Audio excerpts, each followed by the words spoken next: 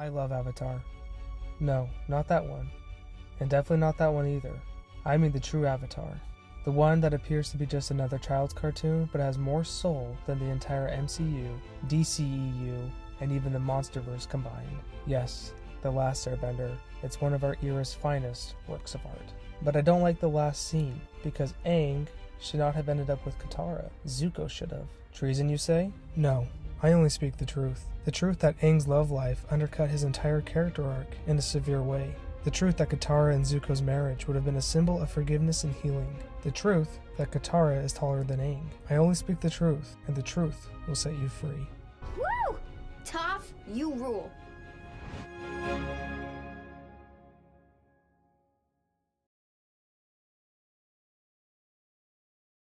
Aang's story starts off as a boy who loves to play. He's your stereotypical easygoing kid who has a big heart for all things living and perhaps a bigger heart for adventure. He quickly develops a third defining characteristic, his infatuation for Katara. This infatuation continues to blossom and grow as he continues to go on adventures with her and Sokka. She initially doesn't feel the same way though.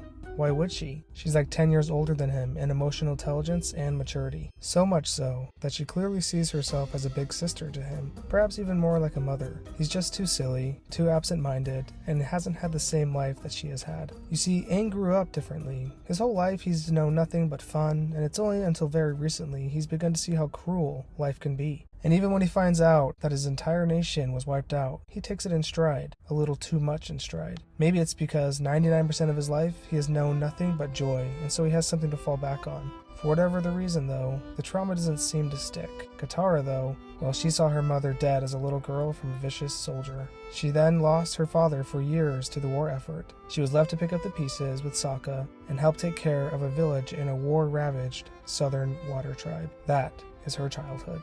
One cruelly marked by the effects of war, and although she bears no physical scar, it's clear that the Fire Nation has left its mark. She clearly matures from these events, so much so that she in essence becomes Sokka's big sister.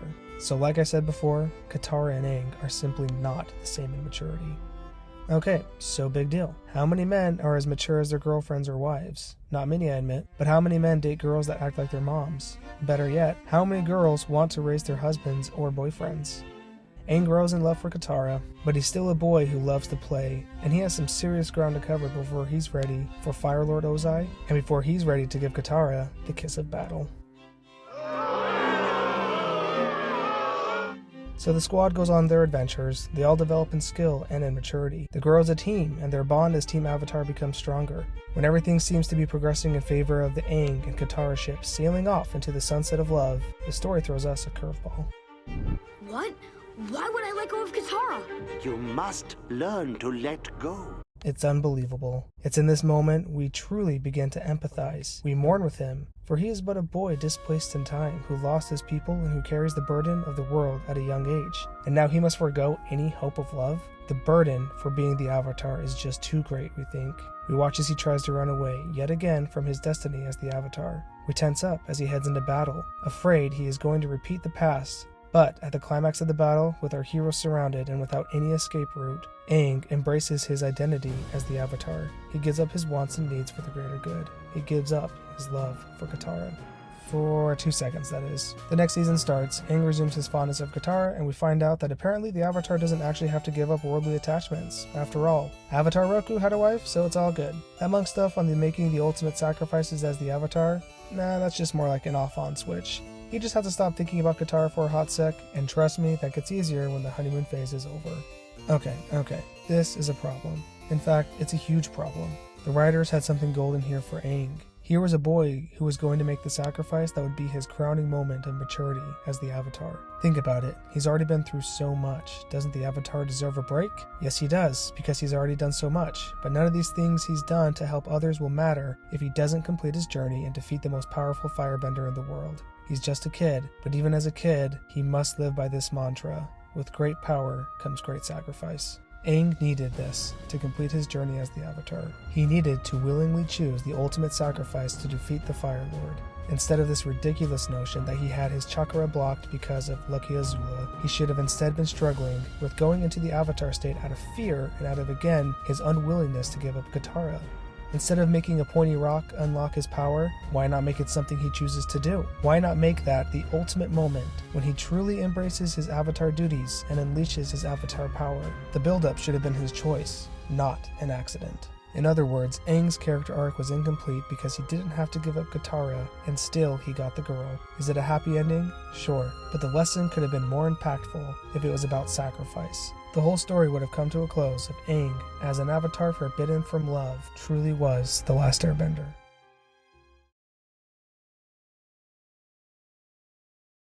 Fire and water, polar opposites. One brings warmth, light, and destruction, the other brings cooling, cleansing, and sweat.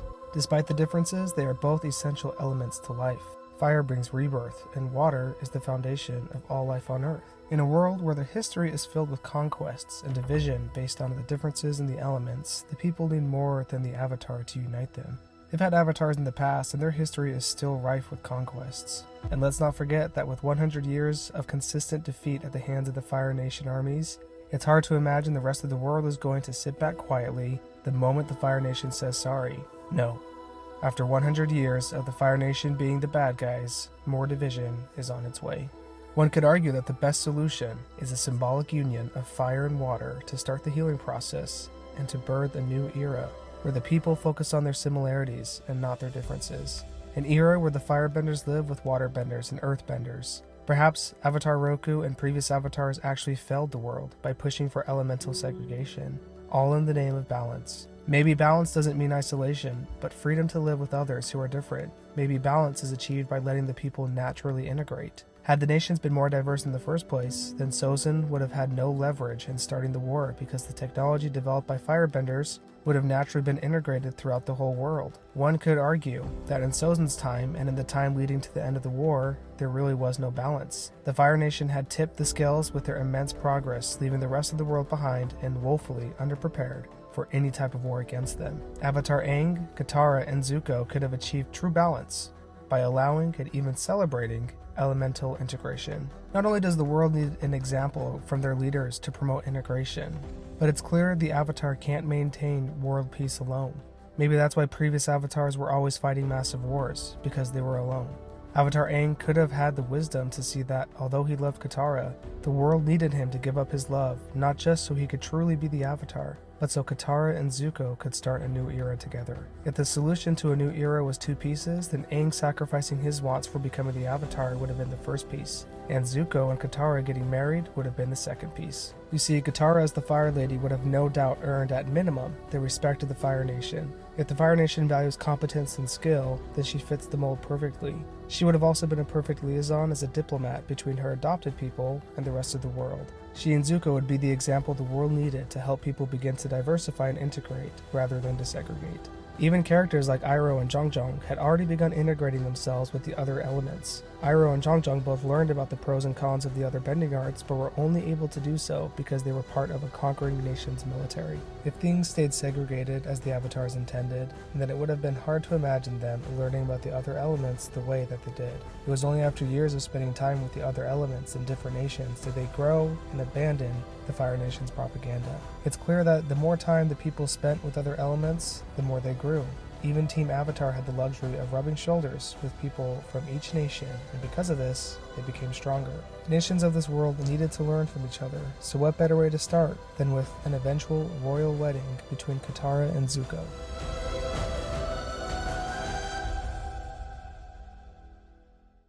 Not only does this romance make sense on a political and grand level, it makes sense on an individual level between Katara and Zuko. Let's first look at how much Zuko and Katara have in common that Aang does not have. They're both incredibly mature for their ages. Both were extremely responsible through the whole series. They both lost their mothers because of bad actors in the Fire Nation, and they recognize the importance of parenthood. They both have taken proactive steps to achieve their goals by disguising themselves.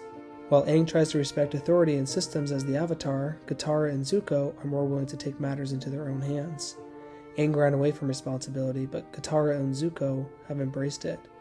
Zuko and Katara were always focused on their objectives rather than getting caught up in having fun or getting caught up in romance like Aang. Bending was not natural for them. They both had to work hard to become competent benders. Avatar Aang is given respect almost exclusively because of his title. Zuko and Katara earn the respect of others through their effort. Katara and Zuko both resolve conflicts the same way. They say what's on their mind, while Aang is much more conflict averse. Now, let's look at what Aang and Katara have in common that Zuko doesn't have. Aang and Katara are both good with kids, and they both like hugs. And honestly, I can think of nothing else. So let's dive into this some more. Katara hated the Fire Nation, and she hated Zuko for chasing them across the world and betraying them at Ba Sing Se. She simply sees the Fire Nation as the great enemy, and why wouldn't she? They killed her mom and crippled the Southern Water Tribe. While in the cavern with Zuko, she attacks Zuko and tells him how evil he is because it's in his blood. You can't blame her though. Everything bad in her life is because of the Fire Nation. But it's in Zuko she sees that things are more complex than they seem. Katara realizes that Zuko is just the product of the worst father of all time. She imagined his face as the face of the enemy, but now she sees something different.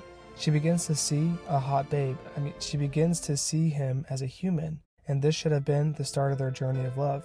Of course, like all good relationships, they have hiccups along the way, and Zuko and Katara, they struggle with trying to kill each other. It's all good, normal, healthy relationship stuff. After Zuko betrays Katara, she steels herself to never forgive him again. Any hope of romance has been formally trounced by betrayal.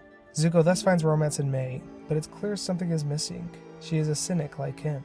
She doesn't compliment him in any meaningful way. She is too blinded by the propaganda of the Fire Nation.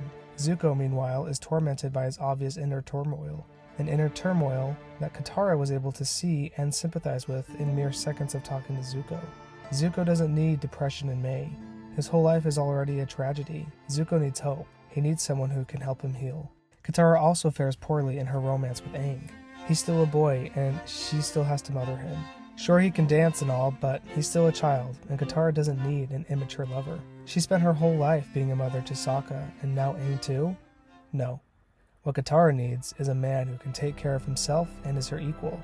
She doesn't need a man who sees clouds and rainbows and everything. She needs a man who, like her, sees that life is filled with angels and demons. You see, Katara has a deep cancer of bitterness towards the Fire Nation, and she needs something to help her let that go.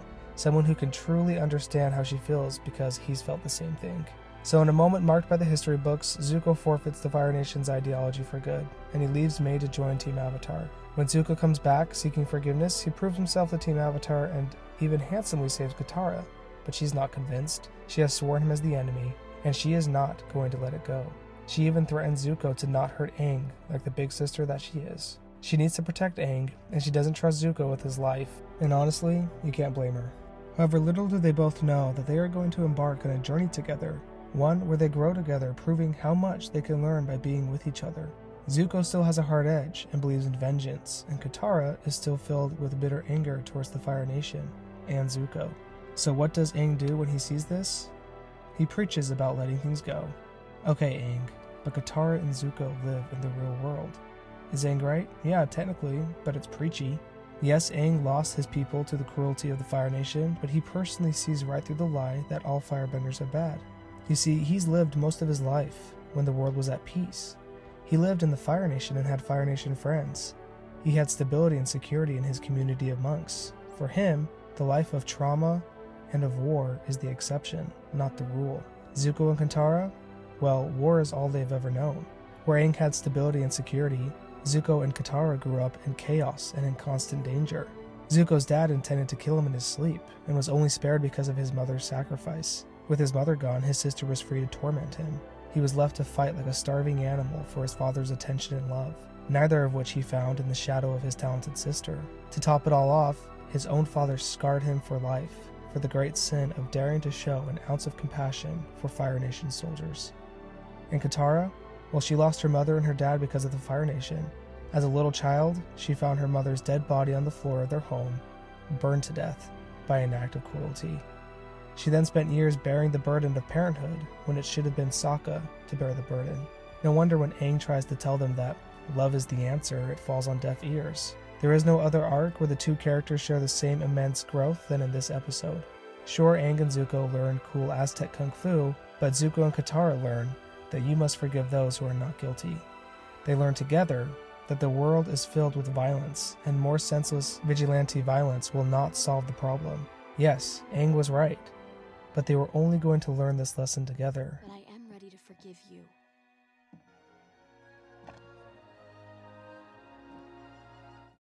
Not only did the character arcs of Katara, Zuko, and Aang vastly improve from this, the Zutara ship, but Mai does as well. In an alternate universe, Mai, furious and hurt that Zuko left, begins to ponder Zuko's forfeiture of Fire Nation ideology. She begins to see how she has been twisted by it her whole life. In her personal climactic arc, instead of sacrificing herself to Azula because she loves Zuko, she should have sacrificed herself for something more. She should have told Azula, "You miscalculated. I hate who I've become more than I fear you." You see, Mai should have realized what a monster the Fire Nation had made her out to be. This realization would have explained her general unhappiness in life. Her change should have been motivated by her resolution to resolve her dissatisfaction with herself and her life. It should not have been motivated by a teenage crush. So anyways, back to the real couple. Zuko and Katara agree to team up against Azula in the final climax. Katara goes with Zuko, and in a symbolic moment of what true love is, Katara is not just helping him defeat the second most dangerous threat to world peace, she is helping him defeat the trauma of his past. Zuko helped Katara with her trauma, now it's time for her to help him. He initiates an Agni Kai despite Katara's initial hesitation. She places her faith in him though, and she watches close by as Zuko and Azula duke it out. For the first time ever though, Zuko now has the upper hand against his sister. He inches closer to beating her, proving that he is a better man now. He's so close to proving to himself that he doesn't need his messed up family's approval. He doesn't need them because he's found inner peace with himself. This, however, all comes to a crashing halt when Azula tries to kill Katara. The old Zuko might have let her take the hit. The old Zuko wanted to prove himself and would go to extremes to do so. The old Zuko might have seen that Azula was an equal threat as her father and must be defeated at all costs. But this new Zuko, he is different. Instead of grasping the moment to finish Azula and her distraction, he sacrifices himself for Katara, taking the bait, knowing full well that she could still very well fail against Azula despite his sacrifice. After all, Azula is supercharged and has easily handled a lot of them before, even without Sozin's comet. And don't forget what's at stake here. If Katara and Zuko fell, then the war continues. The Fire Nation will not lay down with such a strong leader at the helm. By all available evidence, Azula is far craftier than her father. After all, Azula single-handedly conquered Ba Sing Se without losing a single firebender life. Sure, she wasn't insane at that time, but one could argue that an insane Azula is far more dangerous than a sane one. Could Avatar Aang stop her in a one-on-one duel? Absolutely. But insane Azula looks a lot more like a parody of the Joker, avoiding detection in fights she can't win, while sowing chaos and death in all the nations in a way her predecessors never could manage to do. Despite the stakes, Zuko places his faith in Katara and he takes the hit. After all, love makes us do crazy things. Katara, likely motivated by his sacrifice and determined to save him, finds a last-minute solution against an exhausted Azula and chains her down. Thus it is that only together as a power couple are they able to take down the second greatest threat to the world, and thus it is that only together are they able to help Zuko overcome the trauma of his past. When she runs over to heal Zuko, we see her surprised face. She must be so used to healing Aang's skinny monk body, she isn't used to a body packed with muscle. It's in this moment she finally concludes that Zuko is the one for her. Katara heals him, and she and Zuko make out. She helps Zuko stand, and together they watch Azula lose her mind. Zuko has overcome his final obstacle to become the Fire Lord, and it was only because Katara was there to help him. Therefore, it only makes sense that the next rulers of the Fire Nation are the two of them, because it was together that they won the throne. Later, when Zuko is healing, struggling to put his jacket on, Katara walks in to help him. Wait. Mai walks in to help him. Mai, what? Okay, so it's at this point that they should have done things differently. The problem is that the writers of the show refused to see the obvious. They couldn't let go of what they had planned at the beginning of the story, or they didn't have the stones to put Katara and Zuko together. This is in essence what J.K. Rowling did with Hermione, Harry, and Ron. She always wanted Hermione and Ron to end up together, and she forced them together even though it was obvious that they were a bad match. She later confessed that it should have been Hermione and Harry who ended up together because they were a much better couple. Yes, Mai walks in, but we all know it should have been Katara. Sure, Mai has grown some, but she's still cynical and depressing. She has work to do in her life, and she has not had the same life-changing experiences that Zuko and Katara have had together. And Aang, well, he's finally learned to let go of his love for Katara. He's matured enough to realize that his life is a life of duty, and the worldly attachments that he can't let go of will prevent him from becoming the Avatar. He's also mature enough to realize that he needs to help unite the world. In fact, they all recognize that Zuko and Katara need to become betrothed and eventually get married as a way to unite the people of this world. So, Zuko and Katara should have ended up together. Their union would have been the symbolic start of a new era. Their relationship complementary and the ingredients for massive growth as a power couple. They are different in some ways, but in other ways they are the same. Instead of separating because of their differences, they've united together because of their deep similarities and fundamental life experiences. They both know from personal experience how precious good parents are for kids. Together, as leaders of the new world, they teach that you are not defined by which nation you were born in. Instead, you are defined by your actions and personal merit. They teach forgiveness and love on a deep fundamental level that will be the inspiration for the rest of the world to start forgiving and loving each other. They will be the symbolic start of a new era, an era where even water and fire can be together.